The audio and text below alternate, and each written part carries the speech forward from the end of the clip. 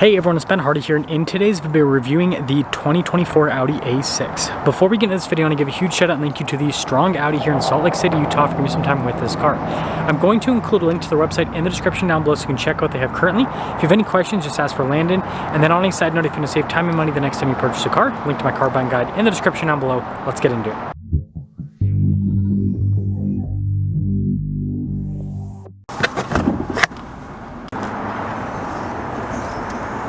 Under the hood, we have a turbocharged 3-liter V6 that goes through an 8-speed automatic transmission. Fuel economy is 18 around town and then 22 on the highway, with power outputs being 335 horsepower and then 369 pound-feet of torque.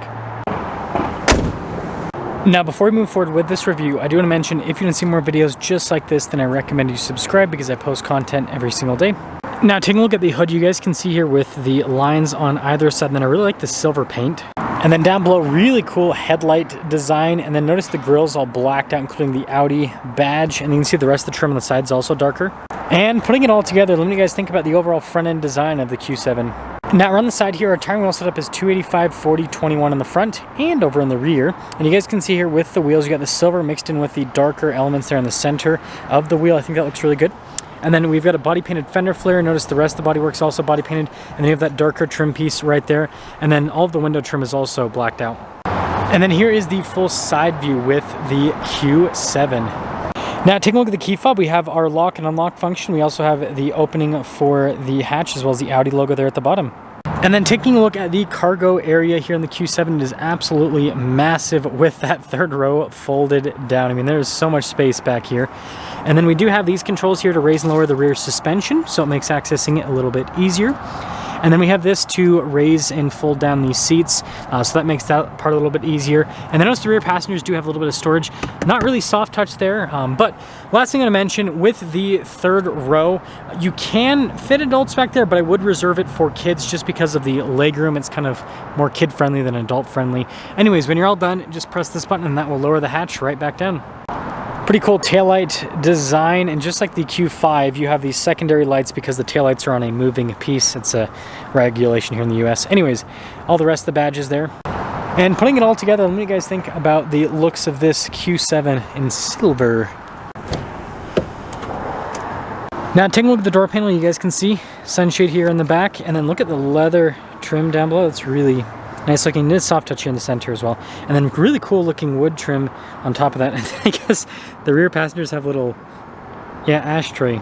Interesting. Anyways, more storage down below. And then taking a look at these seats. Notice perforated all down the center portion. And then legroom in the back here is good. We also have a little storage net. We got ventilation in the back, also in the center. We do have our own climate zone here in the back. It's on this little screen right there. And then we do get a cup holder armrest that apparently, there we go. I was gonna say I'm not strong enough to open up, but we did it. And then last but not least, headroom. It's good. Now taking a look at the front door panel, you guys can see again soft touch here, and then also down below we've got all of our window controls right here. Mirror adjustments, the mirrors do power fold in. We also have our memory seat function, and then nice wood trim. Blind spot monitoring with the mirrors too.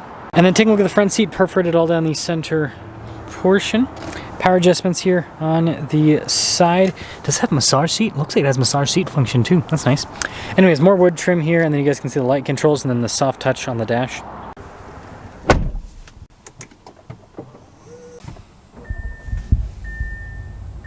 Now taking a look at the steering wheel, you guys can see soft touch all around. We've got paddle shifters there on the back for the 8-speed automatic. Got your voice command, volume controls for the center stack as well. And then we got a bunch of different stocks here on the back. We have Audi's full digital gauge cluster here, virtual cockpit. Pretty cool system which you can use to scroll through different bits of info, and it's cool you can change the gauge view depending on what menu you're within, so I think it's great. 360 camera system, and you can see I have a bunch of different viewpoints here with this. Really good resolution as well. You even have a 3D view. That's fun. And then as for the rest of the infotainment system, it does take a little bit of force to use the screen because you have to click in. It's interesting, but overall I think it's easy to use. It's got good response time as well. The mouse clicky thing with the haptic feedback is definitely weird. But the last thing is the drive mode select. You can see there's a ton of different drive modes here with the Q7 Pro for both on-road and off-road use. And then we got our secondary screen down below. It's basically a climate control screen. We do have heated and ventilated seats here, and then you see like the drive mode select there, stability control for the defroster, and parking sensor button here. And then this has parking assist too, which is nice. It's for the safety tech, and then you guys can see radio control. Got your Audi shifter here, parking brake, and then some cup holders. And then taking a look at the center console. Wireless phone charging pad, which is nice. Nice padding on the top, and then I like the wood trim here, and then the stitching and padding on the side. Speaking of stitching and padding, the whole dash here, and then look at the vent design up above. I think that's cool.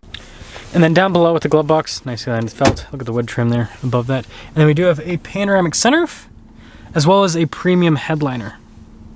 So you got quite a bit of standard equipment with this, which is pretty nice. And then we have quite a few options as well, including the luxury package, black optic, all of that, prestige as well. Anyways, total MSRP $88,545. Let's see how it drives.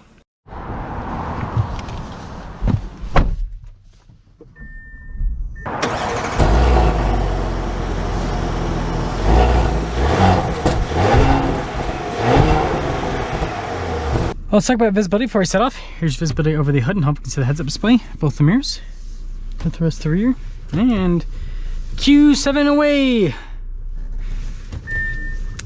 It'll be interesting to see how this powertrain performs in the Q7, because I just drove the A6 before this, and the A6 that I drove has the same exact powertrain, except it's paired to the 7-speed instead of the 8-speed, so dual clutch instead of regular torque converter.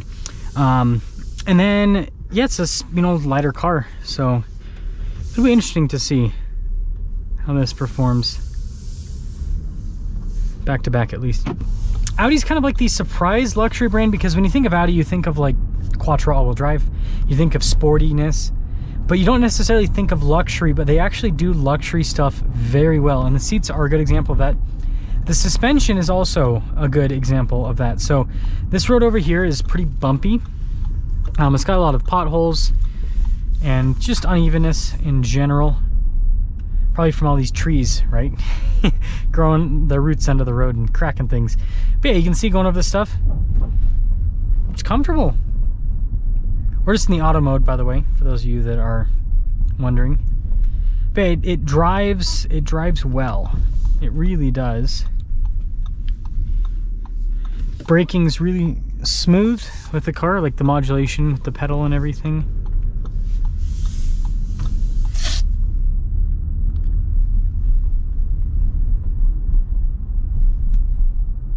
I like how this performs. It's just this nice, consistent driving experience. It drives really well. And this is just in the auto mode, for those of you that are wondering. Yeah, I'm impressed with this so far. I am gonna pop it into, I guess I have to go the other way? Dynamic mode there, yeah. So once we get through here, we'll get a little acceleration. We are in the dynamic mode. Gonna get into a little bit here. I think I like that 7-speed more than this 8-speed. In terms of like the sporty feel. 7-speed seemed really smooth too. Didn't, do the normal dual clutch stuff where it's harsh. So, interesting.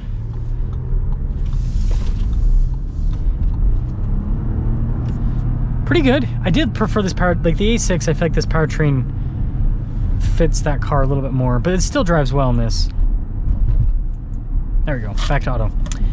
So to sum things up here with the Q7, I do want to get a review on the SQ7, because I think that would, that'd be a fun powertrain in this car, but it's comfortable, it's got good space, I think it looks good on the outside, nice interior, it drives well.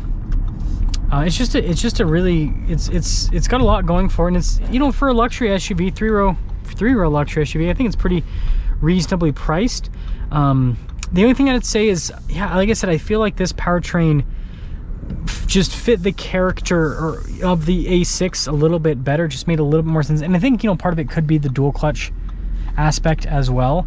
I think that also kind of plays in the whole equation. But let me know your thoughts on this, and let me know if you guys want to see the SQ8.